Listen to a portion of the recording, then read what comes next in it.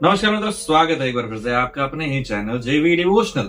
पिछले एपिसोड में हम लोगों ने देखा कि किस तरीके से माता कैकसी भयभीत हैं माता सीता के अंदरूनी शक्तियों को देख करके। जिस तरीके से वो दिन ब दिन साहसी होती चली जा रही हैं, ये देख करके कहीं ना कहीं त्रिजटा भी हैरान है कि आप जैसे जैसे आपके ऊपर संकट के बादल गहरा रहे हैं, आप और साहसी होती जा रही हैं और दृढ़ता से खड़ी होती जा रही है। माता जिस प्रकार से इस पूरे सीक्वेंस को समझा रही है, त्रिजटा ने ये कही बात की, देखो समझ में तो नहीं आ लेकिन अच्छा बहुत लग रहा है। समझ में तो नहीं, अच्छा बहुत लग रहा है, ऐसा लग रहा है भगवान बोल रहे हैं। आप बोल रहे तो सत्य हो। हाँ। और जिस प्रकार से हमने देखा कि सुग्रीव श्री राम जी की जो शब्दों की ताकत थी वो लेके उतरे मैदान में और पूरी ताकत थी। बाली ने वरदान की ताकत से सुग्रीव की ताकत छीन ली, क्योंकि जिस प्रकार से वो प्रहार कर रहे थे कुछ दिन में मर ही जाते हैं। कंधा तोड़े मामे। ठीक, चलो कोई बात। अपने सारे वार उन्होंने कर लिए वैसे। अब जो है प्रभु श्री राम जी की बारी है अपना दायित्व निभाने की। किस प्रकार से वो अपना दायित्व निभाते हैं देखने में रुचि रहेगी। तो शुरू करते हैं एपिसोड नंबर 203 पार्ट 2। संकल्प निष्फल हो गए। आज तो महाराज बाली निश्चित ही मेरे पति के जीवन का अंत कर देंगे।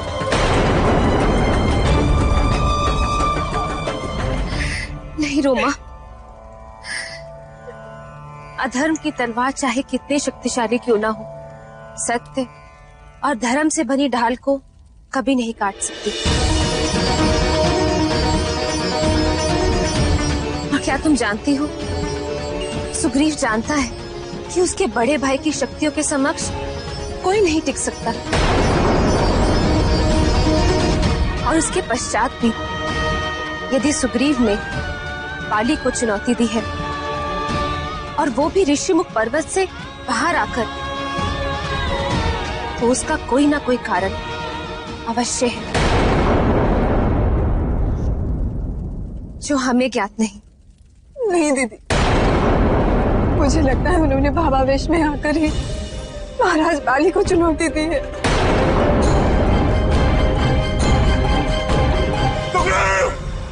तू अपने मृत्यु के लिए तैयार हो जा।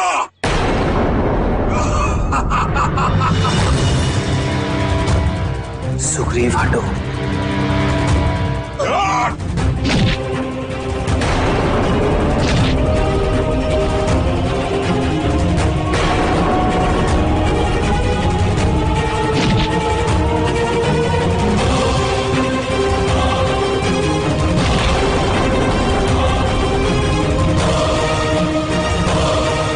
चलिए भैया।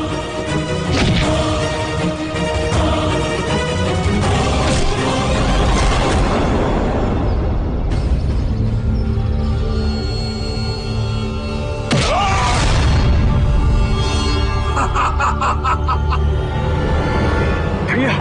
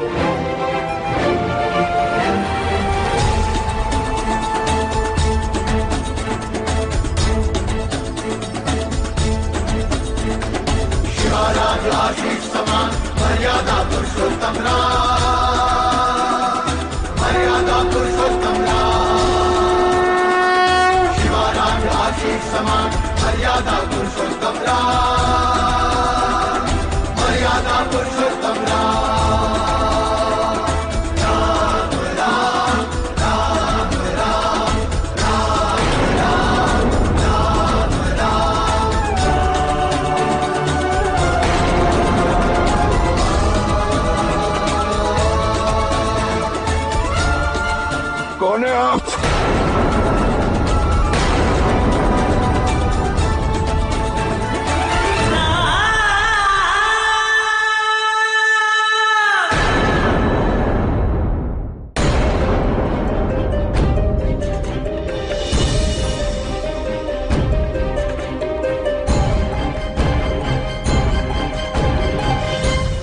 महारानी, महाराज बाली बाण लगने से आहत हुए हैं। ऐसा लगता है उनका अंत समीप है।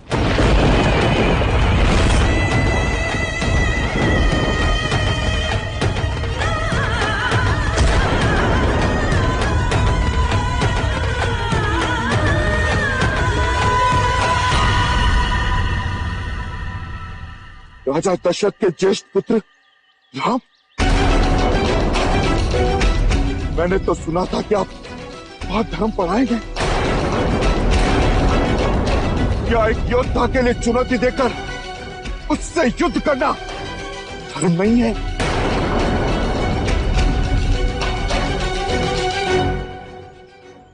बाली, यदि मैं स्वयं तुम्हें चुनौती देकर युद्ध करता तो विजय मेरी होती।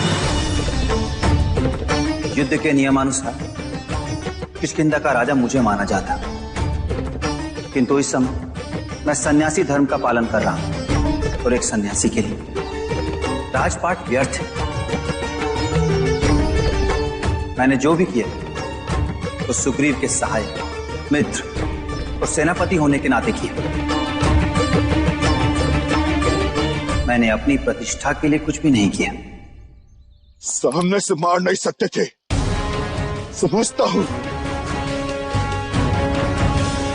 किंतु अभी भी नहीं समझा कि मुझ जैसे वीर को छुप के छल से क्यों मारा आपने।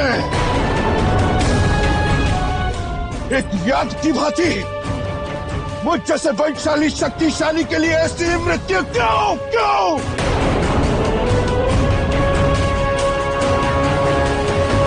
जो पाप कर्म तुमने किए हैं बाली, वो पशुओं तक में निकृष्टतम है।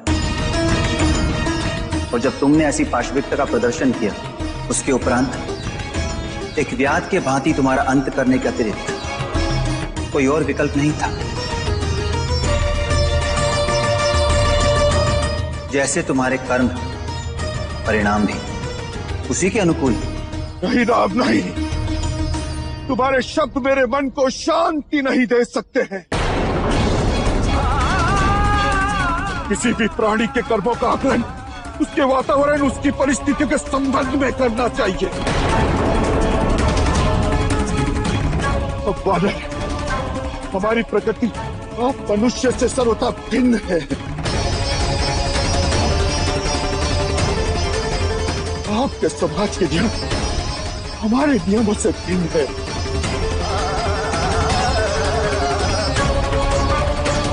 आप एक सम्माननीय नरेश राजा दशरथ के पुत्र हैं। रघुकुल भूषण कहते हैं ना आपको, बलकल और जटाधारी है ना आप। ये सब आपका दिखावा है, पाखंड है। स्मरण रखिएगा कि मैं आपके वाण से मारा अवश्य जाऊंगा, किंतु आपका उज्जवल जीवन और आचरण मेरे वध के कलंक से कभी मुक्त नहीं हो पाएगा।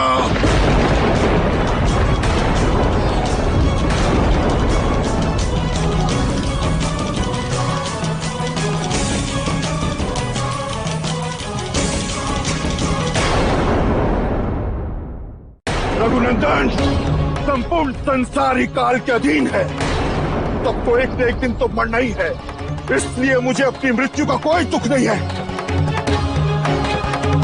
किंतु आप अपने इस अधर्म और कुकर्म को किस प्रकार नहीं सिद्ध करोगे? लक्ष्मण,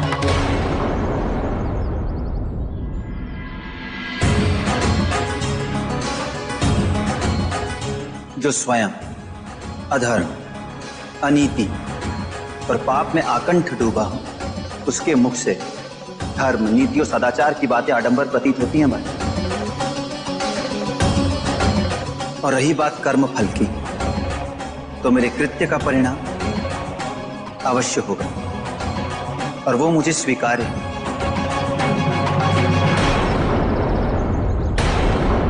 एकमात्र परिणाम के भय से मैं अपने कर्तव्य से विमुख नहीं हो सकता।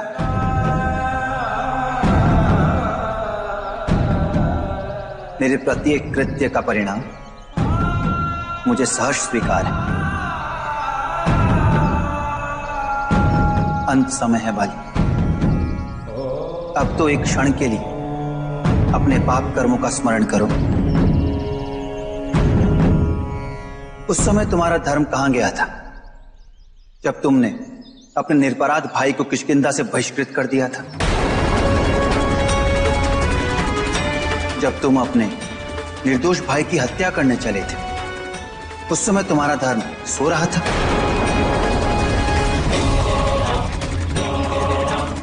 जब तुमने अपनी पुत्री के समान छोटे भाई की पत्नी पर कुदृष्टि डाली थी, उस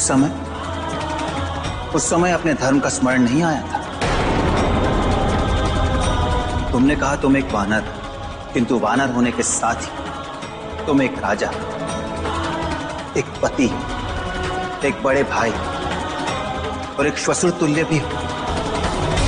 तो क्या इन सब के प्रति धर्म का पालन करना अनिवार्य नहीं था? यदि मैंने कोई अपराध किया था तो अपने राज्य में किया था, आपके राज्य में नहीं।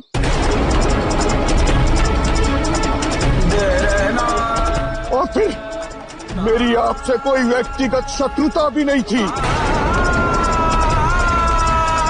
तो फिर आप मुझे मेरे अपराधों का दंड देने वाले होते कौन हैं?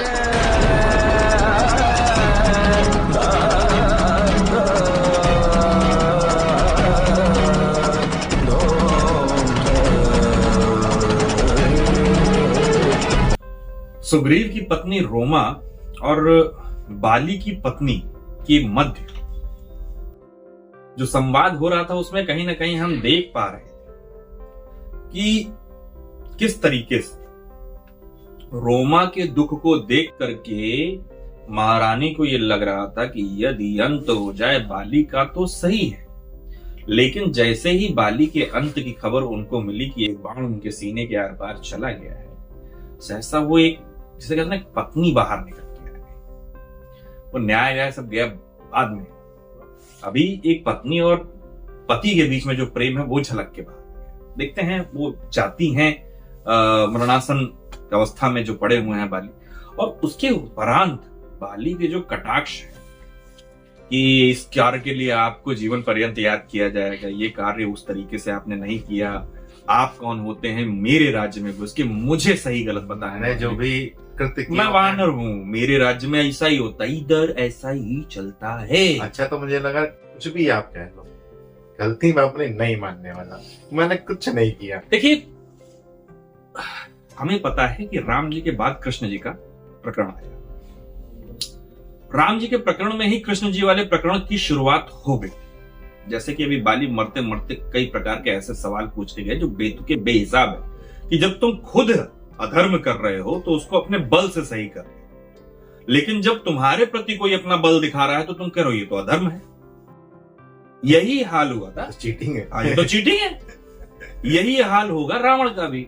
और यही हाल जब आप महाभारत देखेंगे तो महाभारत में जब भी कौरवों का हारने का समय आया, उन्होंने धर्म का डंका बजा बजा के उसको अपनी जीत में परिवर्तित कर लिया। जैसे को तैसा दिखाया गया ईश्वर द्वारा कि हाँ, जैसा तुमने कर्म किया मैं वैसे ही स्थिति में तुमको दंड दूंगा। हाँ।